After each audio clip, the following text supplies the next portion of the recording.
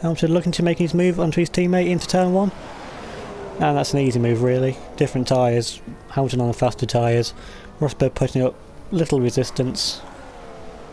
Rosberg probably going to the end, you'd think, along with Alonso. Massa also looks to be going to the end on the hard tyres. And these two definitely have to stop again. Bottas isn't too far behind after his spin really. Not as far behind as I thought he would have been. Ryan still doing well ahead of both of the McLarens. Unlike the McLarens are on the hard side, they're going to the end, along with both of the Force Indias. And Ricciardo, if he has no damage and has to have to pit for damage. His car looks alright.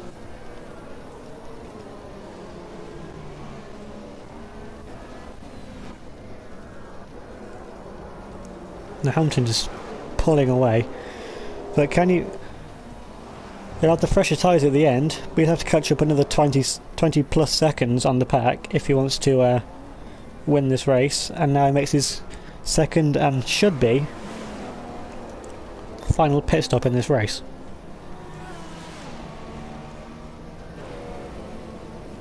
And there we go, onto the hard tyres.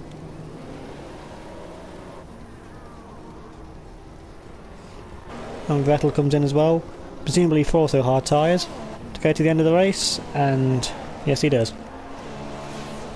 Strange that the Red Bulls have to do a two-stop, seeming with their chassis you'd think they'd be really good on their tyres.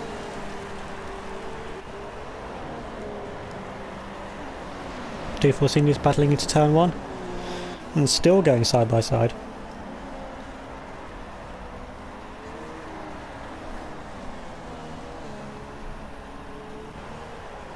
Still side by side. And this is just allowing Ricciardo to catch up really quickly to the back of these two. And it looks like Hulkenberg's come out on top there. So them battling isn't going to help them catch the McLarens anytime soon. Now Hamilton's got to get back past Verne. The two Williams, Raikkonen and Alonso, if he's to get anywhere close to his teammate once again.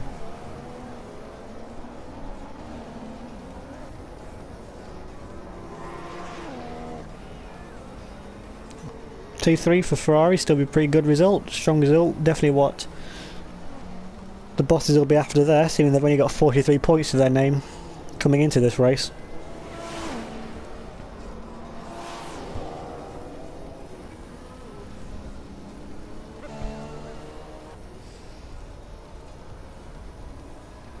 So Rosberg has now actually lapped Daniel Kvyat. Just confirming how much of a dreadful race he's now having. Now Alonso have to get past the Toro Rosso sometime soon. See how good Kvyat is getting out of the way to be lapped in his rookie season. Probably not something he was expecting to have to do really in the Toro Rosso. I mean it's a midfield car, but it's a pretty decent car, and without the contact, definitely shouldn't be getting lapped under normal circumstances. But given the circumstances of this race, and Chilton just clearly forgetting where the brake pedal is, I wouldn't be surprised if he doesn't get a penalty for that. And a penalty for the next race at Monaco, if indeed he does get one, is definitely not what you want, given how difficult overtaking is there anyway. Let alone without a penalty.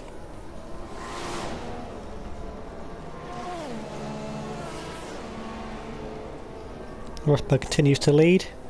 Alonso second. Raikkonen now comes into the pits for his second stop. It should be for a set of the hard tyres. And yes it is. To go to the end of the race for definite. I mean, Raikkonen's going to come out way down the order. Ferrari have left this very late on both stops really, if you're doing a two-stop. Doesn't make sense why they left it so late on both times. Ricciardo's still behind both Force Indias at this point. Bottas and Vettel looking to catch back up.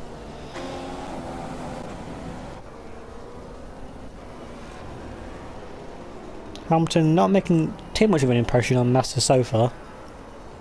Now, how good's Kvyat getting out of the way? Alonso looks to have actually locked up and brakes glowing hot there. Nevertheless, Alonso is passed and I can carry on the charge to catch Rosberg.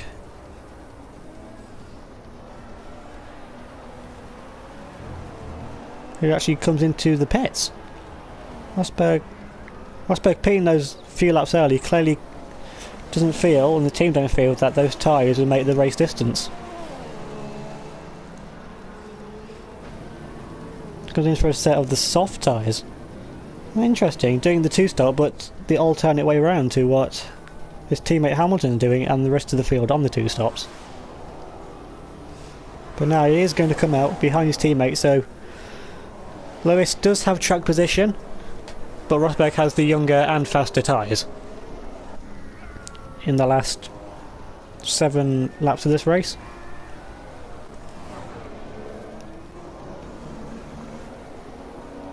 Now all Alonso needs to do now is not get a puncture or crash into something or someone, and you'd think that with the 15-second lead or so that you've got over second place Massa, or the Mercedes depending if they can catch, you think Alonso's got this win in the bag.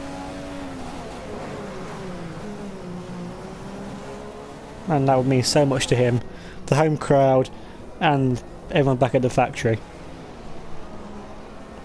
See, it's not all about engine power. Strategy still plays a strong part in deciding the outcomes of these races.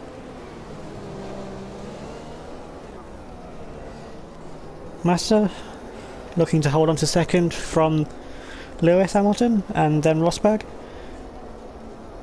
It's not going to be easy, but with how this race has gone, anything appears to be possible.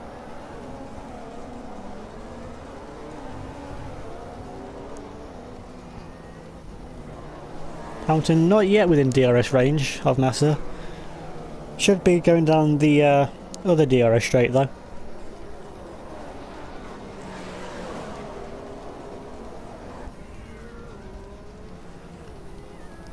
Bit of a slide there, just showing the lack of grip that these hard tyres give, which isn't much, it seems. McLaren's look pretty set ahead of the Force Indias, who are still ahead and now going to be causing a bit of a Raikkonen train here. Now the Force Indias might actually take the Train of the Year award away from Raikkonen at this rate. The thing is, with these top teams, they've got the downforce and speed in the corners, but the midfield and lower teams go for more straight line, and so give them the speed that they need down the straights and just do the best they can through the corners. And in Force India, it's a pretty decent car. It's actually quite oversteery, but they seem to be managing it pretty well. And they do seem to be catching Magnussen at this rate as well.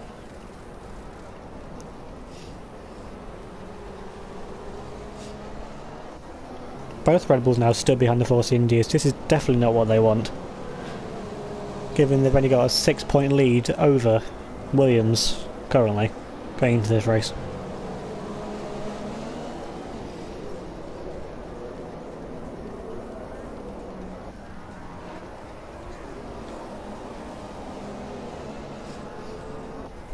Definitely wouldn't want to be... Yes, Perez not getting overly close to his teammate, because I guess Perez doesn't want to overtake his teammates so they can keep these three behind, getting more points than they can for Force India, as Perez still after his first points of the season. The 23 points that Force India have so far were scored by Hülkenberg, and now it's like both Mercedes got past Massa now, so that's Rosberg third, sorry, Hamilton second, and Alonso way out ahead. And is now coming up to lap the Caterham of Marcus Ericsson, who was also involved in that first lap incident with Chilton and Kvyat.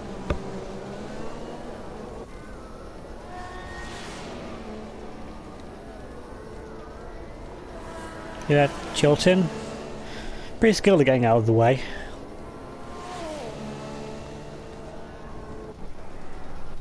That's right, Kvyat might actually catch Ericsson in the remaining lap and a half.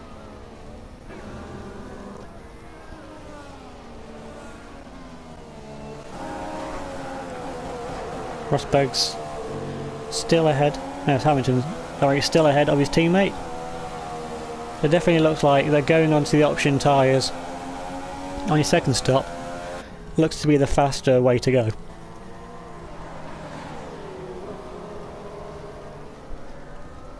Massa looks in a very secure fourth. Button looks good for fifth. Magnussen looks alright for sixth. Now it's just whoever to battle out of this train.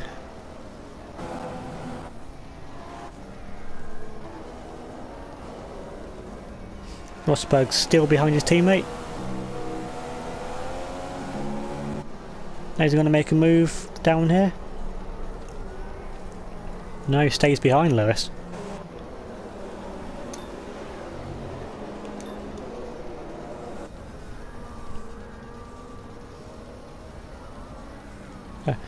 Coming on to the final lap.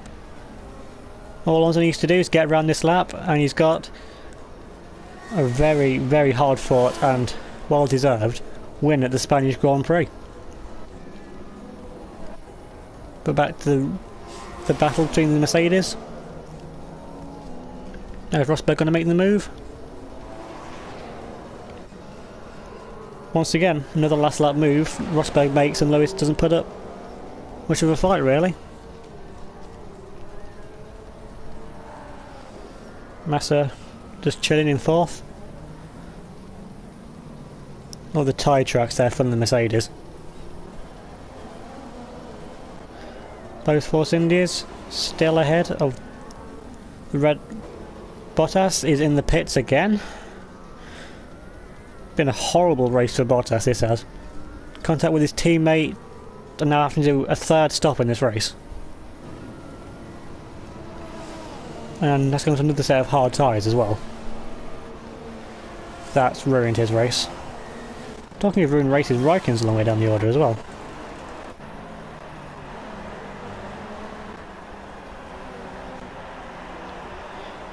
Only 2 corners left to go, and Fernando Alonso.